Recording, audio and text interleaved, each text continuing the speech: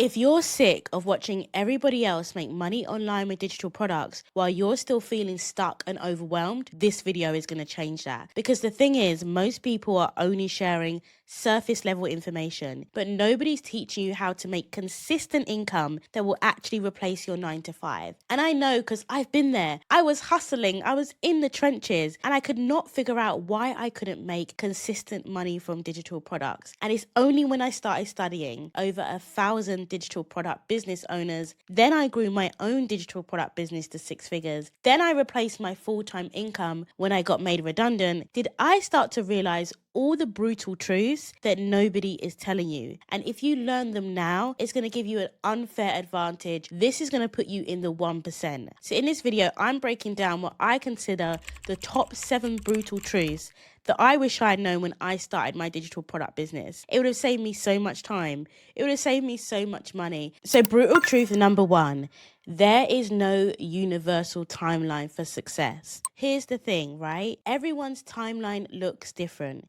It depends on so many different things, but here's just a couple. Your prior experiences. Have you had experience building a business before? And it's fine if you haven't, but don't compare your journey to somebody that has. Their timeline is going to look a lot different to yours. Number 2 is audience size. Now, you don't need a big audience to start selling and be successful selling digital products. And I teach lots of strategies on Pinterest, on blogging. However, if you do have an audience, this is going to impact your timeline. Stop comparing your progress with somebody that's already got thousands and thousands of engaged followers. Next one is tech comfort. You don't need to be techie for this to work. And so a lot of people use tech as an excuse on why they haven't got started or why they haven't made progress. And I'm not here for that, because you can create a digital product in any platform, something as simple as Google Docs. And the last one is offer clarity. If you are not clear on your offer, it is going to take you more time to make sales, because if you're not clear on what you're offering, how do you expect your customer to be clear on it? And so you need to spend the time, and this is not an overnight job, but you need to do the research, figuring out what exactly is your niche, what exactly can you offer people, and what problem can you solve. Now, I want to tell you that I was guilty of this too, right? I did not have offer clarity. I did not have previous experience, and I did not have an audience. But I was constantly comparing myself on social media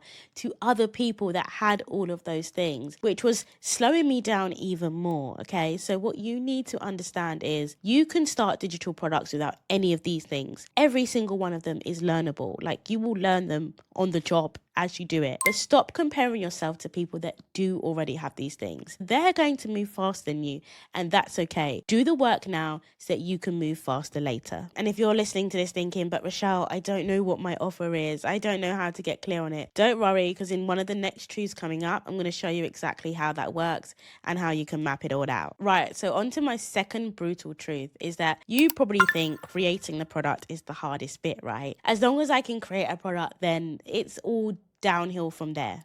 Yeah, downhill from there.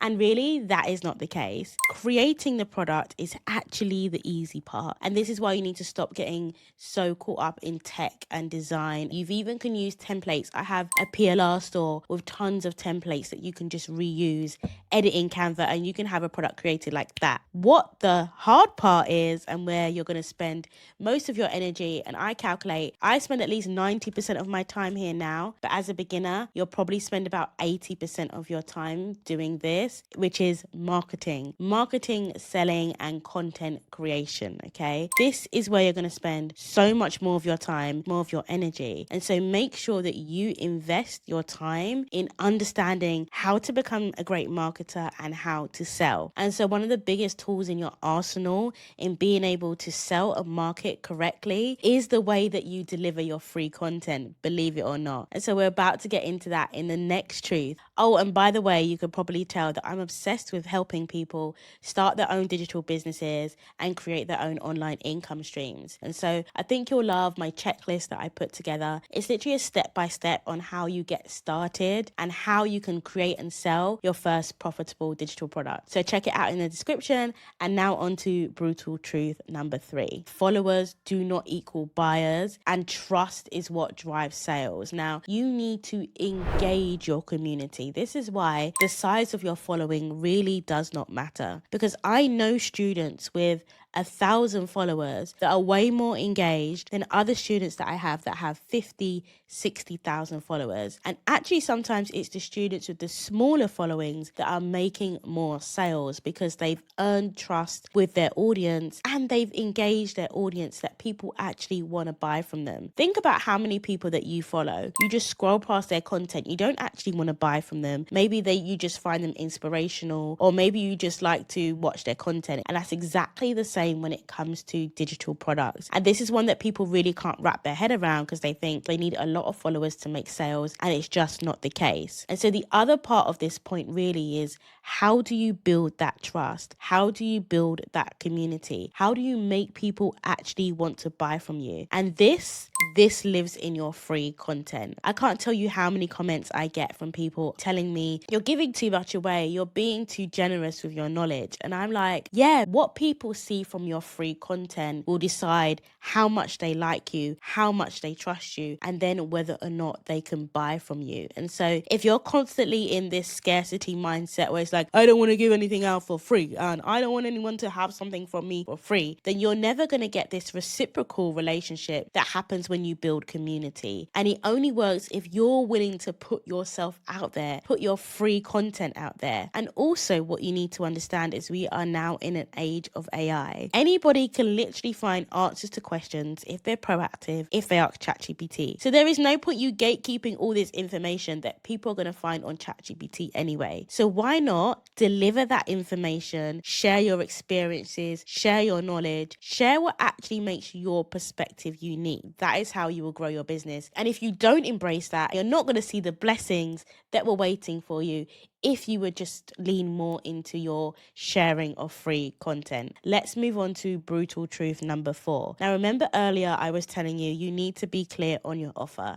And if you're unsure of what your offer is, let this brutal truth be of some comfort to you. And that is, your first product is pretty much never your hero product. It's never the product that's going to make you thousands of thousands, the ones that you're going to be known for, the ones that you're going to continue to tweak and refine and make even better year after year. Your first product usually is a dry run, and you believe in that product so much. You think that product's going to do so well, but usually it's actually more beneficial to teach you lessons of what works or what doesn't work, what your audience want to see and what they don't want to see. That is training wheels, that is practice rounds, that is a warm-up. And you don't go into it thinking it's a warm-up, you go into it giving it your all so that you can learn from it and you can understand going forward exactly what works in a product, exactly what you enjoy creating and delivering in a product, and double down on the things that work going forward. So let me give you an example. My first product outside of Etsy was a planner bundle, right? I had 4 digital planners that I was selling together, bundled for an amazing price. And I was so confused when people were not buying. These are the same planners that sold individually on Etsy. So I'm like, God, if I'm putting a bundle together and it's literally 2 for like buy one, get one free, why is no one buying? But then I realized I hadn't created the product in the way that my audience wanted to see it. And all they were missing were a video walkthrough, were some bonus templates to help them sell, and I also gave them digital stickers as well. And by adding in these things that took literally next to no time to create, some of which I already had, I turned it into a planner kit and it sold like crazy. And so that is an example of 1, not giving up when your first product doesn't work, and 2, being flexible enough to try other things that don't involve you creating a whole new product, because most of the time it's just not necessary and all it needed was a very small tweak. Okay, so if all that product chat has made you think, but what is my niche and how do I choose my product? This next one's for you, because I see so much conflicting advice on YouTube. Choose a niche, don't choose a niche, be multi-passionate. You are the niche. And honestly, there was a time when I thought you didn't need a niche, and boy was I wrong. And this advice that I see, it's like, you could be multi-passionate.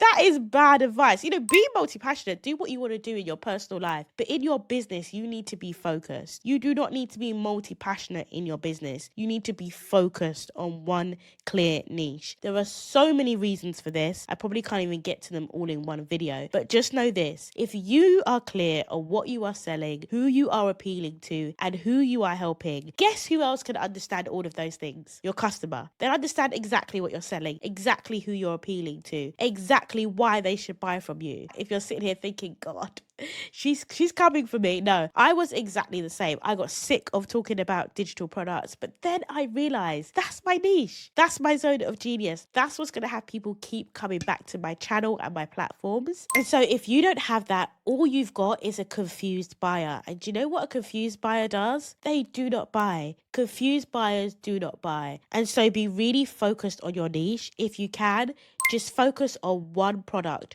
one problem, one customer, one product. Okay, brutal truth number 6 is all about market research. Now, we all know the wonders that AI can do these days, and I am an AI girl. I use it for everything. But what I find is a lot of people are only using AI to research their customers. And what AI can do is give you a good starting point. But to really understand people, guess who you need to ask? Other people. And so if you need to find information about your target audience, which you totally should do, by the way, you should create an ideal client avatar, which is basically a profile on your ideal client. Find what they're talking about on their social medias. Reddit is a great place to understand more about different types of audiences. YouTube is another great one. Pinterest, TikTok. Go and do this research for yourself, because AI will just miss all of the nuances that actually brings this whole thing to life and really makes you understand your ideal customer, so you can create not only products that they're going to buy, but also content that they're actually going to engage with. Another bonus tip is to actually go into forums and ask people. So you've got things like Skool groups now, you've got Facebook groups, you've got old school forums. Actually put a post out there